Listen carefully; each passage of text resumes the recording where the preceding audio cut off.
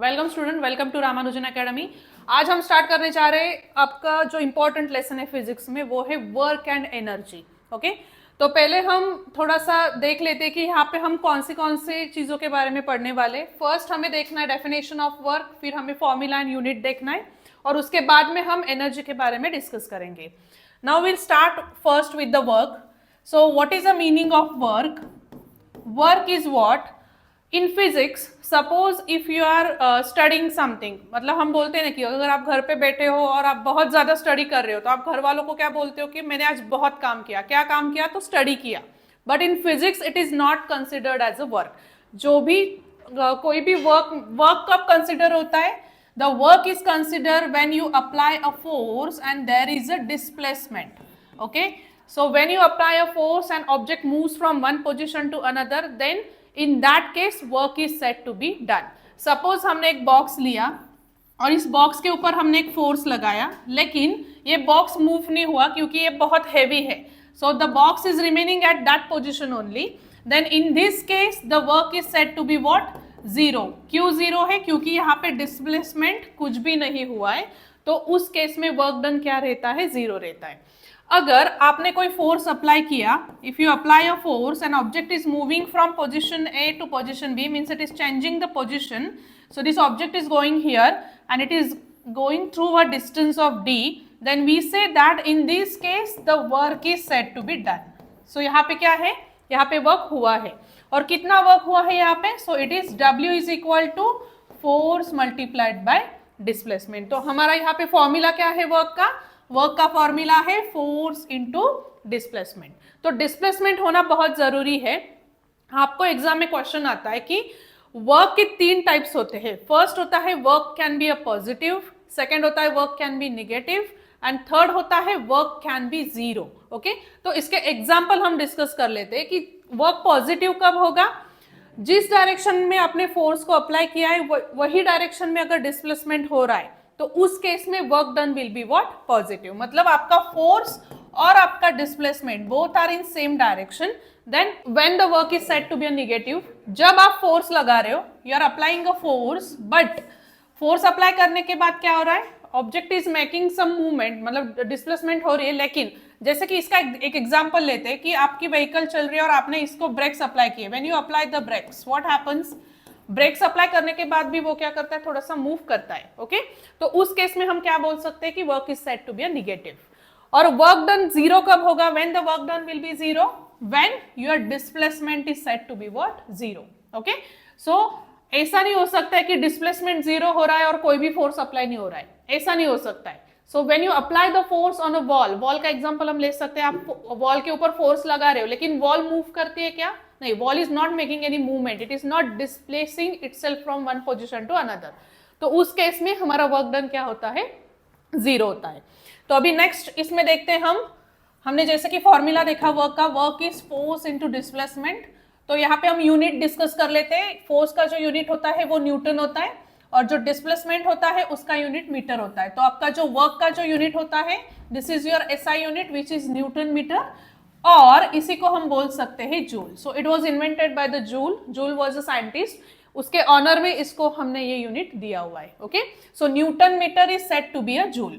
So when we say that 1 joule work is said to be a done, 1 joule work कब होता है? जब आप 1 न्यूटन फोर्स अप्लाई करते हो और आपकी डिस्प्लेसमेंट कितनी होती है? 1 मीटर होती है। तो उस केस में आपका वर्क डन क्या होता है?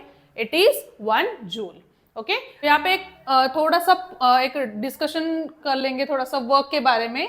तो वर्क यहाँ पे हम अगर हॉरिजॉन्टल मोशन में अगर वर्क हो रहा है, तो हॉरिजॉन्टल मोशन में क्या होता है? कभी कभी आपको क्या होता है कि न्यूमेरिकल्स में आपको फोर्स की वैल्यू डायरेक्टली नहीं दी जाती, तो इंस्टेड ऑफ फोर्स आपको क्या करना है?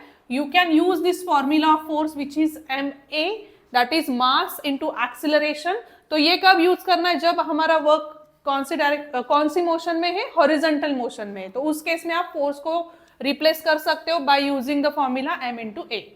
देन सपोज आपका वर्टिकल मोशन है, तो वर्टिकल मोशन में आपको क्या करना है? Instead of f you will use what?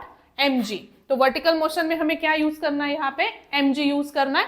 तो इस तरह से आपको क्या करना है? न्यूमेरिकल्स जब आते हैं वर्क के ऊपर, तो आपको उनको कैलकुलेट करने के लिए फोर्स अगर डायरेक्टली नहीं दिया है तो आपको इनको कैलकुलेट करना है by using ma for horizontal and by using mg for the vertical motion. Now we'll see about the next about the energy. We'll see about the energy. तो energy में हमें definition of energy देखना है और उसके बाद में there are two kinds of energy which we'll see in detail. Now we'll see about the definition of energy. So what is energy? So in short way we can say it's a capacity to do the work. Capacity to do the work उसको हम क्या बोलते हैं? Energy बोलते हैं. Okay, so energy and work they go hand in hand. मतलब क्या, जितना अमाउंट ऑफ वर्क आप करते हो उतनी ही अमाउंट ऑफ एनर्जी वो ऑब्जेक्ट में क्या होती है? स्टोर होती है. सो एनर्जी जब भी हम पढ़ते हैं, energy and work we are studying together. Why? Because whatever amount of work you are doing on a object, that much amount of energy get stored in the object. तो energy का definition क्या है? It is a capacity to do the work. Okay, तो इसका अगर unit हम discuss करें तो unit of energy it is joule. What is the unit of energy? The unit of energy is a joule only. Okay, now in next we'll see about the kinds of energy. So in kinds of energy we have basically two types of energy.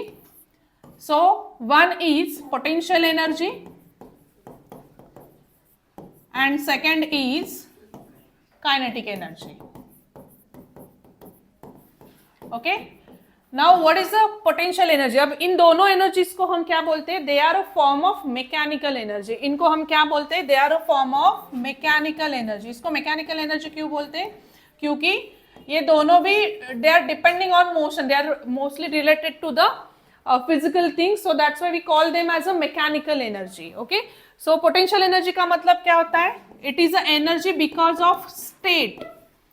It is the energy because of state or the energy possessed by the object because of the rest. State या फिर हम बोल सकते हैं जब object rest में है तो उस केस में जब जो एनर्जी प्रेजेंट होती है ऑब्जेक्ट में उसको हम क्या बोलते हैं? पोटेंशियल एनर्जी बोलते हैं. So it's because of state और when the object is at rest, whatever energy is present in the object it is said to be a potential energy. तो पोटेंशियल एनर्जी का formula देख लेते हैं. So potential energy का formula होता है, it is m into g into h.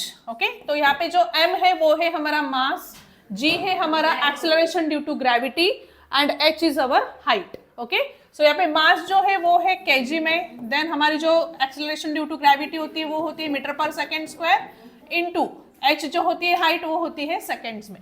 Okay, तो अगर हम इसका यूनिट डिस्कस करें तो it's already a energy, so we can say the SI unit is what? SI unit is what? It is a joule only. Okay, you have to consider the SI unit as joule only. Okay, then now we'll see about the kinetic energy. Now what is the, okay, before going to the kinetic energy we'll just discuss what are the examples of the potential energy. Examples में अगर हम discuss करें, so there are different examples for the potential energy. So in example we have bow and the arrow. Okay, so if you are holding a bow, potential energy के कुछ example देख लेते हैं. तो एग्जांपल में first है bow and the arrow. जब आप एरो को स्ट्रेच करते हो तो स्ट्रेच्ड एरो में क्या होता है? It is having a potential energy. Then second example अगर हम डिस्कस करें, the water stored in a dam. Water stored in a dam, इसमें भी कौन सी एनर्जी होती है? It is having a potential energy. तो और बहुत सारे एग्जांपल है about potential energy. Now we'll discuss about the next type of energy which is a kinetic energy. Now what is the meaning of kinetic energy? It is the energy possessed by the object because of motion. It is the energy possessed by object because of motion. Okay, तो motion की वजह से जो भी energy present होती है object में उसी को हम क्या बोलते हैं? Kinetic energy. ओके, तो अभी काइनेटिक एनर्जी का फॉर्मूला देख लेते हैं. Now will see about the formula for a kinetic energy. So kinetic energy is what? It is a energy because of a motion. So what is a formula? Formula for kinetic energy is k is equal to 1/2 m into v square. Okay, तो यहाँ पे m क्या है आपका? m is a mass and v is the velocity. अगर इसका भी unit हम डिस्कस करें तो यूनिट हमें जूल ही लेना है, लेकिन अगर यहाँ पे जो क्वांटिटीज लिखी है उसके हिसाब से अगर हम देखें तो it is kg into v square, so it is metre per second into metre per second. तो इसी को जूल भी कंसिडर करते हैं हम। Kinetic energy is always measured in a joule. Okay, तो ये फॉर्मूला है हाफ मास इंटू वेलोसिटी का स्क्वायर। तो अब इसके एग्जाम्पल अगर हम डिस्कस करें, what are the examples of kinetic energy, तो एग्जाम्पल सिंपल अगर हम बोले तो अगर if the car is travelling, if the car is in motion, then it is having which energy, the kinetic energy. So car in motion is having kinetic energy. Motion in pendulum, ये भी हम example ले सकते हैं kinetic energy में। Okay, तो ये थे हमारे टू काइंड्स ऑफ एनर्जी। तो अभी हमें यहाँ पे काइनेटिक एनर्जी का जो फॉर्मूला है वो फॉर्मूला हमें डिराइव करना है। तो नेक्स्ट पार्ट में हम देखते हैं how to derive a formula for a kinetic energy. Will see about the derivation of the kinetic energy. तो यहाँ पे मैंने वर्क का पहले फॉर्मूला लिखा है, work is force into displacement.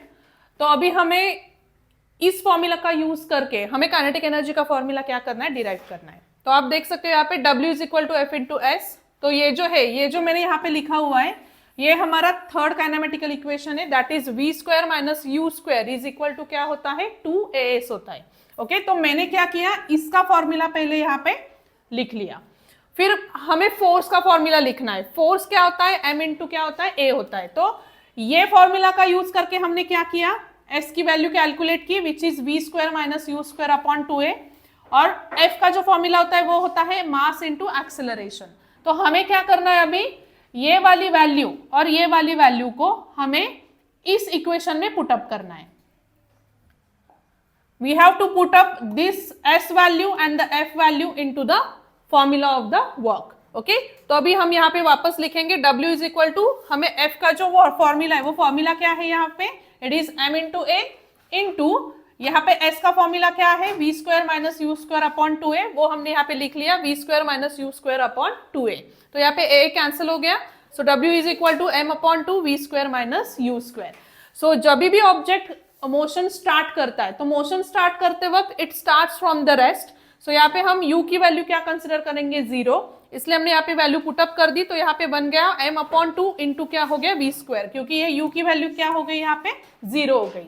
तो फिर फॉर्मूला हमने वापस रीअरेंज किया, it is W is equal to half mv square. Okay, तो अभी ये क्या है, this is our work formula. Okay, अभी ये जो आपका फॉर्मूला यहाँ पे आया है हाफ mv स्क्वायर, तो इसी को हम क्या बोलते हैं, this is the amount of, जितना भी वर्क यहाँ पे प्रोड्यूस्ड होता है उतना ही अमाउंट ऑफ एनर्जी क्या होता है, बॉडी में स्टोर होता है। Okay, so whatever amount of work you are getting here, it is same as what, it is same as what, energy. इसलिए हम यहाँ पे लिख सकते हैं, इंस्टेड ऑफ W हम यहाँ पे लिख सकते हैं kinetic energy is equal to what, half mv square. तो ये जो मैंने यहाँ पे आपको डेरिवेशन करके दिया है, ये डेरिवेशन आपको एग्जाम में पूछा जाता है। सो ये डेरिवेशन आपको ध्यान में रखना है। अभी हम देखेंगे about the power. So what is the meaning of power? Power is what? It is a rate of doing work. Okay, इसका जो definition है वो क्या है? Rate of doing work is called what? Power. Okay, तो यहाँ पे formula है W divided by T. तो work it is measured in joule and time is measured in second. So इसका जो यूनिट है वो है जूल पर सेकेंड, इसी को हम क्या बोलते हैं, watt. So Watt was also one scientist, उसके ऑनर में इसको हमने ये यूनिट दिया हुआ है। ओके, और यहाँ पे कन्वर्जिंग फैक्टर आपको देखना है, 1 kilo watt is equal to what, 1000 watt, या फिर हम बोल सकते हैं 1000 जूल पर सेकेंड। ओके, तो यहाँ पे हमें एक रिलेशनशिप को देखना है कि power it is directly proportional to the work and it is inversely proportional to the time. इसका मतलब क्या है, पावर वर्क को कैसे डायरेक्टली प्रोपोर्शनल है, मतलब क्या, जितना अमाउंट ऑफ वर्क ज्यादा होगा उतनी अमाउंट ऑफ पावर क्या होगी, ज्यादा होगी। तो इसका एक एग्जांपल लेते हैं, सपोज 2 पर्सन है, 2 पर्सन को हमने गिवन टाइम सेम है, सपोज 2 पर्सन को हमने टाइम दिया है 5 मिनट्स का। ओके, 5 मिनट्स में उनको क्या करना है, वेल में से उनको पानी निकालना है। ओके, तो 5 मिनट्स में 1 पर्सन इज डिराइविंग द 5, बोल सकते हैं हम 5, अगर हमने 2 पर्सन को सेम टाइम दिया है 5 मिनट्स का, तो 1 पर्सन जो है, फर्स्ट पर्सन, वो 5 बकेट्स निकाल रहा है वेल से। ओके, और जो सेकेंड वाला पर्सन है, he is deriving 6 buckets from the well. Okay, so इसमें से who is doing the more amount of work, the second person is doing the more amount of work. So हम क्या बोल सकते हैं, यहाँ पे हमने टाइम को कांस्टेंट रखा, टाइम को कांस्टेंट रखने के बाद second person is doing more work than the first person, इसलिए सेकेंड पर्सन का जो पावर है वो क्या होगा, फर्स्ट पर्सन से ज्यादा होगा। अभी सेकेंड केस हम कंसिडर करते, सपोज दोनों को 5 बकेट्स ही निकालनी है, both have to draw the 5 buckets from the well, okay. अगर फर्स्ट पर्सन जो है, फर्स्ट पर्सन को जो भी रिक्वायर्ड टाइम है, suppose he is taking the time of 5 minutes, और जो सेकेंड पर्सन है he is taking the time of suppose 8 minutes, तो आप यहाँ पे देख सकते हैं कि दोनों का टाइम डिफरेंस है, मतलब फर्स्ट को 5 मिनट्स ही लग रहा है और सेकेंड जो है उसको 8 मिनट्स लग रहा है, तो किसको ज्यादा टाइम लग रहा है, सेकेंड वाले पर्सन को, इसलिए the amount of power will be more in the first person, क्योंकि वो क्या कर रहा है, उसको दोनों को 5 बकेट्स ही निकालनी, लेकिन फर्स्ट पर्सन को जो रिक्वायर्ड टाइम है वो सेकेंड पर्सन से क्या है, कम है। मतलब जितना टाइम आपका कम होगा उतनी पावर आपकी क्या होगी, ज्यादा होगी, और जितना अमाउंट ऑफ वर्क ज्यादा होगा उतनी पावर आपकी क्या होगी, ज्यादा होगी। तो ये था हमारा discussion about the power. So in next part we'll see about some numericals related to the work and energy.